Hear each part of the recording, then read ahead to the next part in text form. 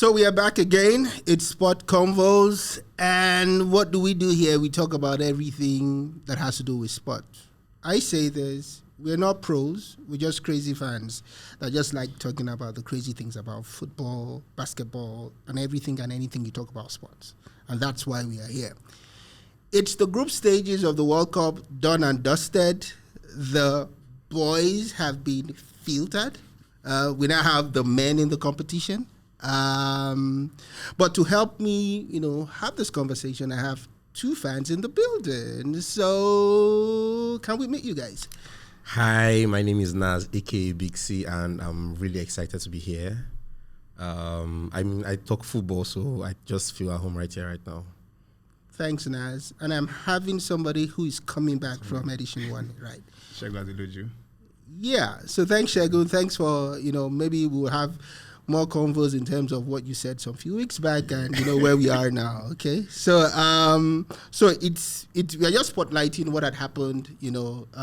Group stages. The entire teams had played their 3 matches. We are now into the round of 16 where the World Cup is at. And for now, the World Cup is the biggest thing happening globally. So that's going to be our focus today. The group stages, and we'll just move ahead with conversations around that. So my first question here, or my first point of conversation here is, all teams have played, 3 games, and I observed that this is the first competition, the World Cup in recent times, that we didn't have a team that won their 3 group stages.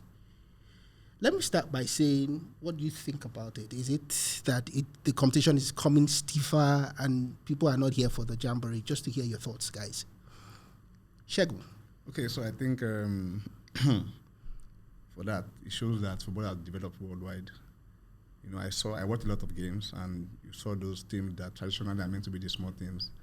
They knock from the back right to the front. So football generally has developed very well. So I think it caught the big boys unaware. Talking about big boys, Germany went out and Belgium went out. So I think the smaller teams, the smaller countries, I think they're not good in football that much, and now so developed that the big boys were caught unaware. So thinking about the big boys caught unawares and of course the smaller teams, right?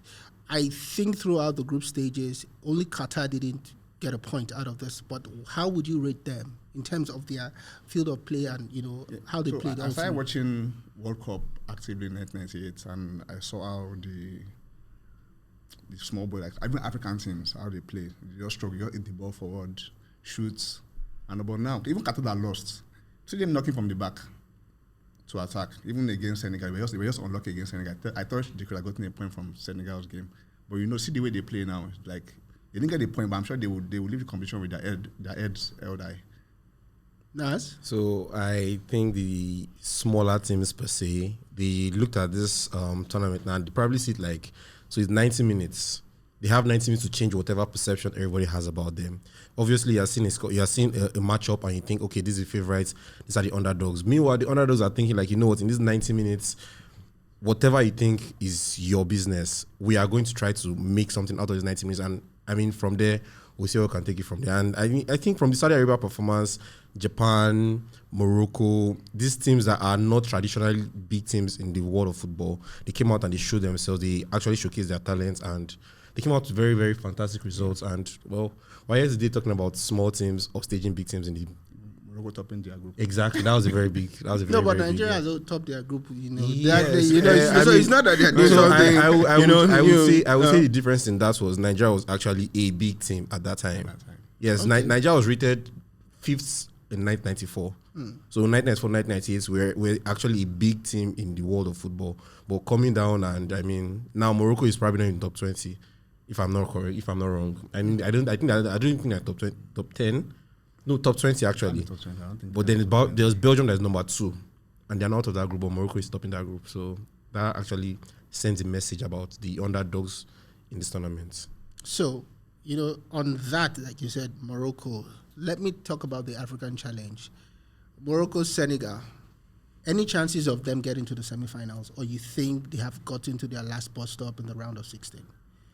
Looking at their opposition, that's where I would say they have gotten to their last bus. So just because of their opposition, and that's because it's because who's opposition? No, Yeah. let's call it out. Opposition: So, Morocco, Spain, yes, Morocco, Spain looks- Senegal, yeah, England. yes, exactly. I mean, these are the today present day big boys in the football. I mean, they have been big boys traditionally, but they also carry that tradition here to this Qatar 2022. So looking at them and their performances so far, I mean, England has been impressive, not in all games, but they have done enough to, well, get everybody putting them as one of the tournament favorites right now. And then there's also Spain as well from the 2010, 2014, 2018, well, Euros of Luis Aragonés, and then the already bring it to tournaments. You already look at them as one of the favorites as well. And they are facing these African teams now at this point in this round. I mean, I hoped if it was going to be like in Morocco, I mean, finishing top, they should have hopefully rewarded them with like an Australia matchup or Poland. But seeing that they now have Spain to deal with, and if that feels like a rivalry, I actually think Spain are going to come out extra charged just because of that rivalry, not because they see a small team. And then Senegal facing England. England, they're coming from a very good matchup with Wales. Rashford 2 goals, Foden.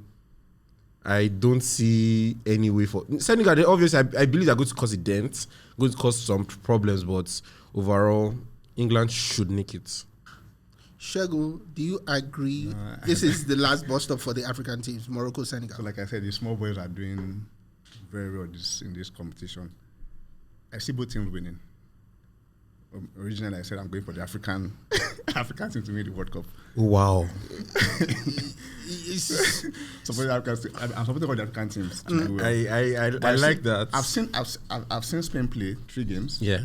I've seen Morocco. I watched Morocco's 2 games, and the way Morocco played in both games that I watched, and then beating Belgium, and the Spain's last game was very terrible. Like, it was terrible. So I see Morocco beating them. Yeah, I actually believe Morocco has been more impressive than Spain in the length of the tournament. I said so it far. in the first edition that Spain will be exciting. No, not just exciting.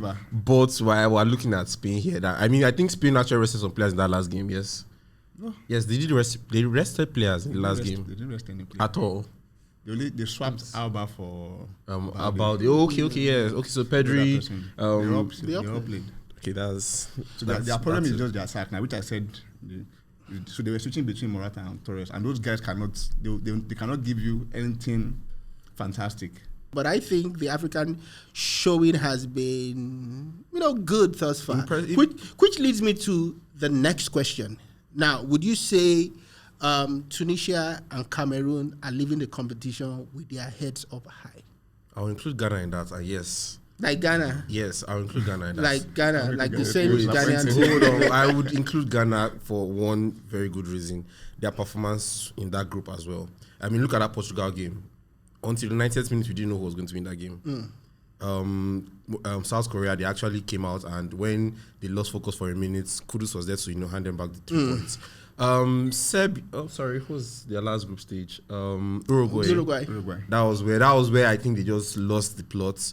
But over the tournaments, over the length of tournaments, I think Ghana actually did something. Then Cameroon and Tunisia. Well, Tunisia also a very tight nut to crack, but they're out sadly, and performance-wise, they were good enough.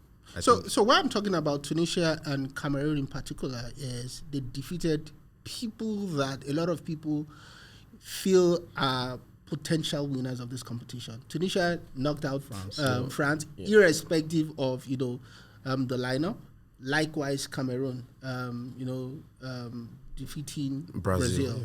And that's why I'm saying, yes, they defeated these 2 sides. They didn't qualify for the round of 16, but as they go home, will they be received as heroes at home? I expect them to be received as heroes because that's a good record for the national side. A very good record for the national side. They did their own part. What Ghana should have done, if Ghana had won Uruguay, should have waited for the other teams to get a good result. I think even a draw for Ghana could have taken them through. Well, you see, Tunisia did their own. They had to win and hope the other teams in the group. So that's the Super Eagles strategy, permutation and combination. If help us do it. But Cameroon's game was I saw the game. It was very intense. They defended well. The keeper did very well. Defender did very well, and that last minute goal from a 44-year-old striker was the highlight. Okay, for the so let me just throw this in. Do you think, the removal or Onana leaving camp in the Cameroonian team affected the team? Thinking about their second game, the one with Serbia, 3-3. Yeah. Did you think if Onana was in goal, he could have changed something? But they just scored them. No, it was 3-3. Okay. 3-3. The Serbia game. The Serbia game, exactly. Because that was more or less the make or break. The make or break game. Yeah. So I think Onana's presence, at least, if for nothing, the second goal at least could have been avoided. Yeah, the one by Milinkovic-Savic. Yeah. I mean, the keeper parried it into the post, and it felt like it was central. And then Onana, with his attributes and what we know of him so far, should be able to clear that danger out. So him missing the camp, his quality as well, I think is a big miss. But then their disagreement was it felt like something that they could have worked out and still stayed together. But I'm not there, so. But the other keeper did well at the final game. Well, did well, and taking them to the next stage is where there's the difference. Doing well is not just going to just get you accolades from They could still have scored Onana even more goals. Yes, they could have, but I mean, there's a reason why you know Onana's name. I don't know his name offhand. Yeah, there's a difference, and there's a reason. That's just it. So you don't expect that from Onana. So on the fact that the teams who left, we've talked about the African teams. We're talking about Tunisia, Cameroon left if they are leaving the competition, with their heads up high. Ghana, the same team. Uruguay, it's happening twice. The last was in 2010. No thanks to Luis Suarez. Probably that's the reason why. Actually, yeah, probably that's why Luis Suarez felt so bad. All they needed was just one more goal, and that was it. But based on that, let's talk about the teams that have been the biggest flop. So let's think, outside the African teams, teams that by default we would have felt would make it to the round of 16. What team was the biggest flop for you? Alphabetically, Belgium. Please, why? I feel with their performance, they shouldn't have even come to Qatar, to be fair.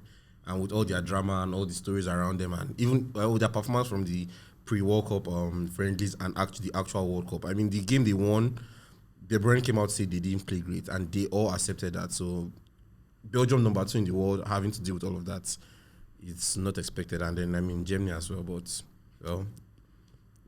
again, sad, we're here. So for you, Germany and Belgium were the ones that... So are we saying for Belgium, that golden generation of that class of players is gone. And they don't. That means no titles in the offing for them in the next. At any point. No, well, the closest it got to was semi-finals in the World Cup, so that's all they still have to show for their golden generation. Sadly, that 2018, golden. But then they still have top players. Not as top as the players that are about to step out now. So they have a De Bruyne, and De Bruyne is 30 plus. It was no, aside from his age now. I saw him play. I saw 2 of their games, and the way he was playing, I was wondering who is this guy really? Like, is this really De Bruyne or somebody else? So I want to ask. Was making wrong passes. Yes. So the De Bruyne at Qatar looked like the De Bruyne at the beginning of last season. I would just use this word. He was the one thinking of the joint for Man City at the beginning of last season before he now recovered, and then he just took everywhere by surprise. Or not necessarily by surprise, but he became the De Bruyne we know. So in Qatar now we're looking at that De Bruyne that wasn't or isn't as superpower that we know, and then. So Shegu, so the flops for you. Yeah. Are you in agreement with Naz? Those are the 2 obvious ones. Then Denmark. I think Denmark should have just get a draw and qualify to the next round, and Australia beats you. Did they need a draw? Yeah, a draw would have taken them. Did he win any game? Yeah. He won. Oh, yeah. So a draw would have taken them. They didn't deliver. It's Serbia too. I think Serbia should have. Everybody saw Serbia beating Switzerland, and I feel that was like one of the games of tournaments for me, because it was not just because of the scoreline and the back and forth, but also the result meant one of them was going to qualify. So that's just topped it off for me. Aside the 3-3 with Cameroon, but that's 3-2 with Serbia and the result and the implications. So let me flip it. Which is the surprise team that made it to the round of 16 for you? And Morocco on top of that group, and Japan. So Morocco, Japan, Japan, Korea, Australia. Well, we're not going to get tired of calling names. Even so, Japan and Korea, both of them, they needed to win to qualify. Nobody even saw them qualify, both teams. Japan cannot beat Spain. Korea cannot beat the beat.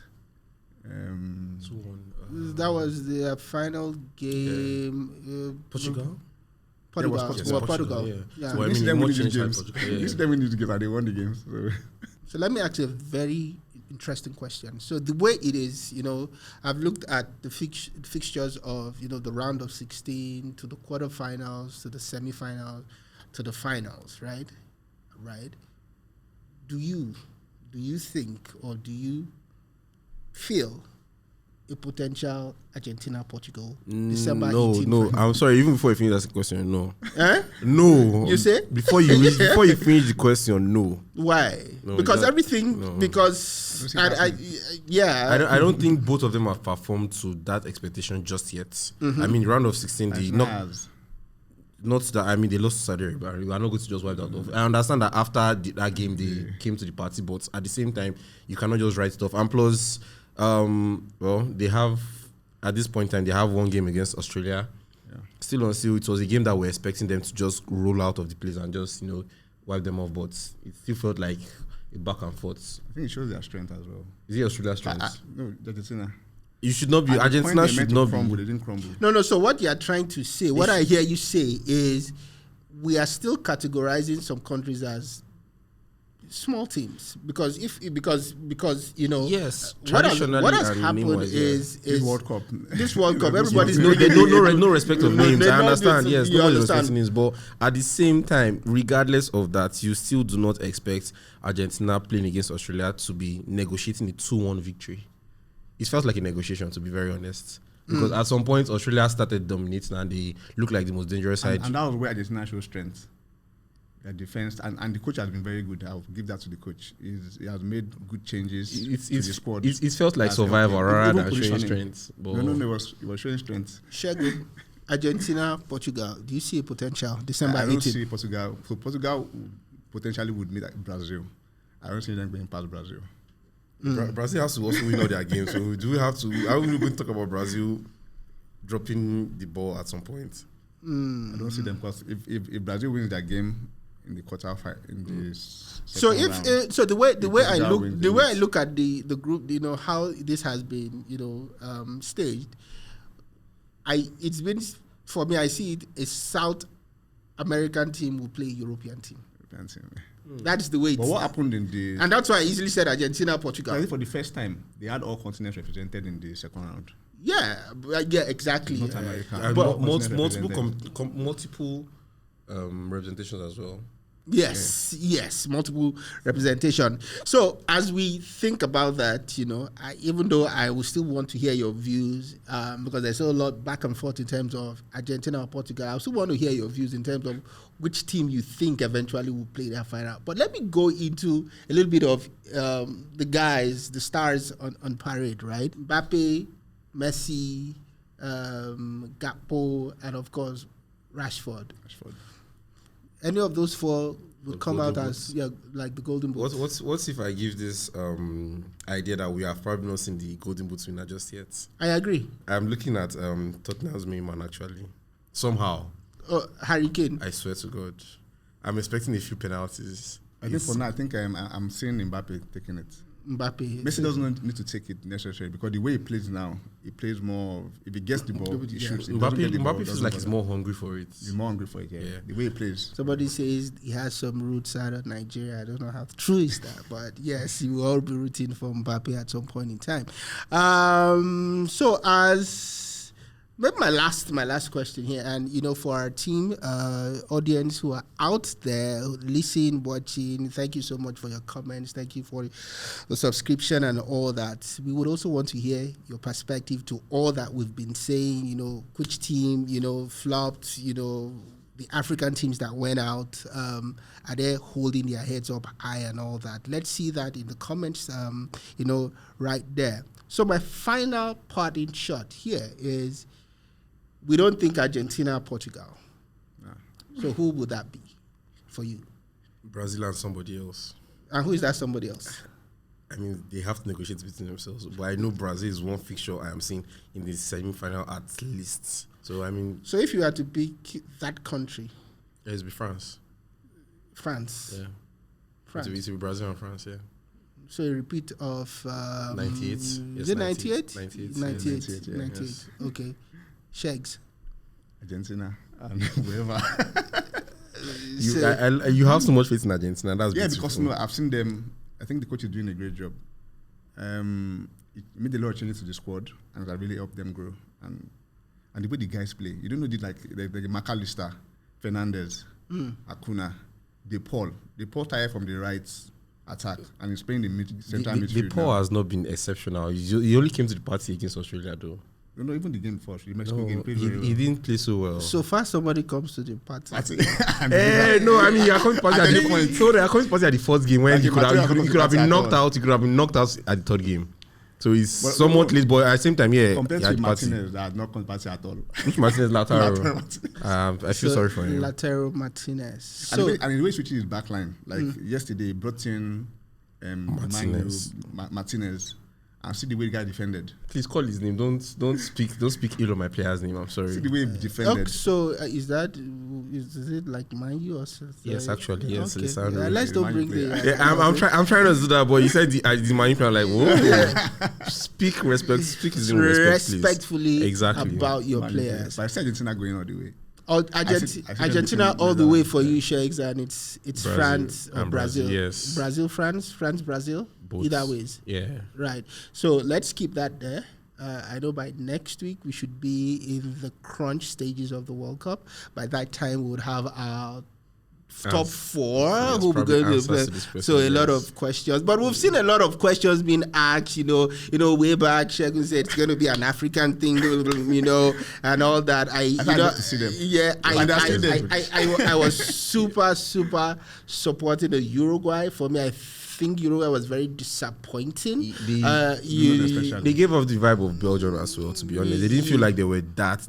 Like, their quality, their players, but just performing on the big stage, it didn't just come off for them. Yeah, I really felt that, they were, this could be their World Cup, but unfortunately, That's where did the not. coach comes in.